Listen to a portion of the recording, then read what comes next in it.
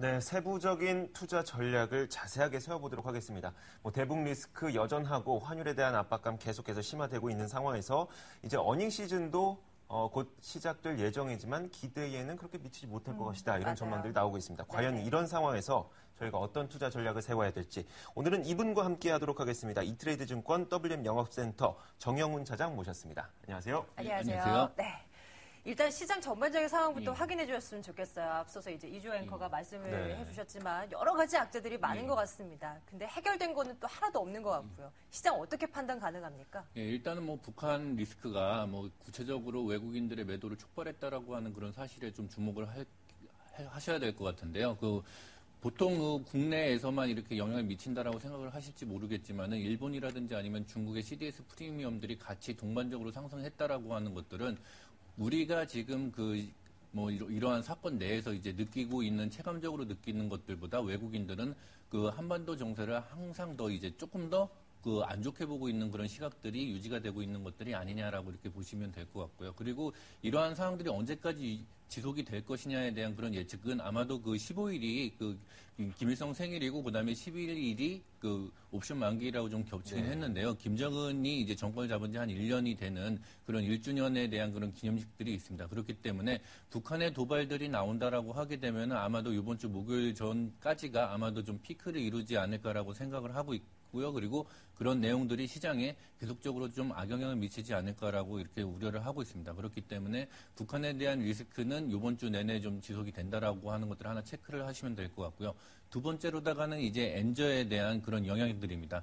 엔화가 약세를 보인다라고 하는 것들은 동아시아에 투자를 하고 있는 외국인들의 입장에서 본다라고 하게 되면은 우리나라 시장이라든지 아니면 홍콩 시장에 있는 주식을 팔아서 일본 주식을 사고자 하는 그런 차익 거래들이 충분히 가능한 그런 상황들이기 때문에 지금 현재 엔저의 상황이 계속적으로 지속이 된다라고 하게 되면은 외국인들이 추가적인 매물이 나올 수도 있는 그런 상황들입니다. 그렇기 때문에 국내에서도 어느 시장에 대한 반응보다는 정부의 어떤 정책적인 의지들이 필요한데 그런 의지들이 아마도 이번 주에 나오는 금통위에서 금리 인하라든지 아니면 정부의 어떤 정책적인 방향에 따라서 외국인들이 엔저에 대해서 국내 주식을 더 팔고서 일본 주식을 살 것인가 아니면 국내 주식에 머무를 것인가에 대한 그런 좀 지표로 삼을 가능성이 많다라고 이렇게 보여집니다. 그렇기 때문에 이번 주에는 정부의 어떤 정책적인 대응도 한번 좀 체크를 해보셔야 될 것 같고요. 예. 세 번째로다가는 이제 어닝 시즌이라든지 아니면 중국의 이제 경제 지표 등을 확인을 할 수가 있는데요.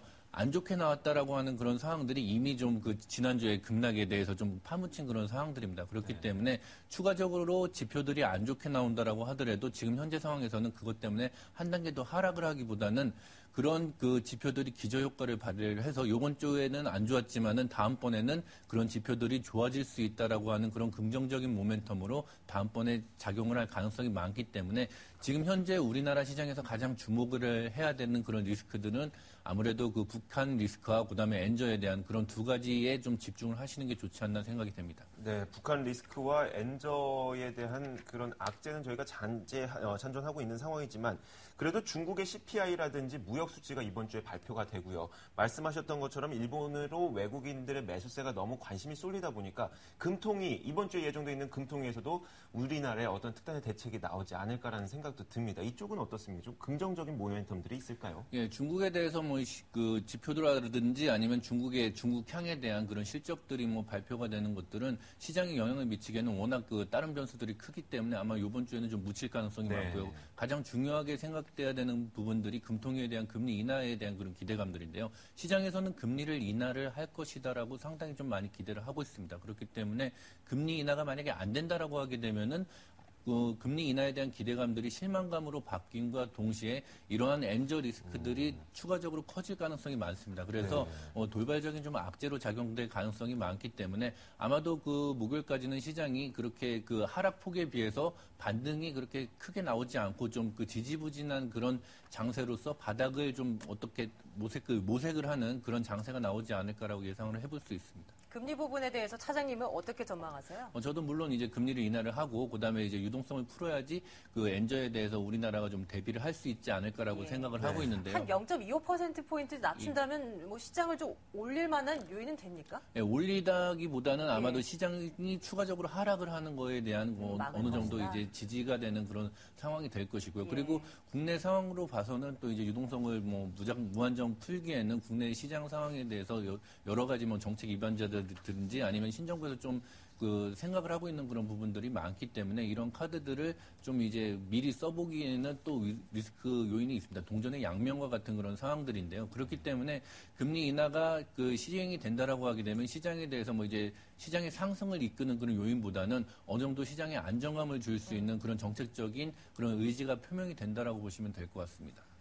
그러면 이제 이런 변수들 가운데서 일단은 가늠하기가 힘든 이슈들만 남아있는 것 그렇습니다. 같아요. 전략을 어떻게 세워야 할지 모르겠습니다. 좀 현명한 전략을 세워주신다면. 일단은 뭐 그 지수대로다가는 상당히 좀 이제 바닥권에 근접해 있다라고 생각을 하지만은 아까도 말씀드렸다시피 이번 주 목요일을 기점으로 해가지고서 여러 가지 변수들 때문에 추가적으로 하락이 나올 수도 있는 그런 상황들입니다. 이럴 경우에는 뭐 현금을 가지고서 매수를 하시는 분들은 여전히 분할 매수 전략들이 좋으실 것 같고요. 그렇다고 해서 매수를 한다라고 해서 지금 현재가 바닥권이기 때문에 또 급반등이 나오기에는 여러 가지 여건들이 그렇게 녹록치 않은 그런 상황들입니다. 그래서 지금 현재 상황에서 보신다라고 하게 되면은 연기금이라든지 아니면 기관들이 매수 여력들이 어느 정도 있을까에 대해서 뭐 이렇게 생각을 해보시겠지만은 연기금은 지금 현재 가격대에서 추가적으로 하락이 된다라고 하게 되면은 그 자동차라든지 아니면 은행 같은 그 지수를 그 버틸 수 있는 그런 종목들에 대해서 이렇게 매수를 할 수가 있는 그런 상황들이 있고요. 그리고 이번 주에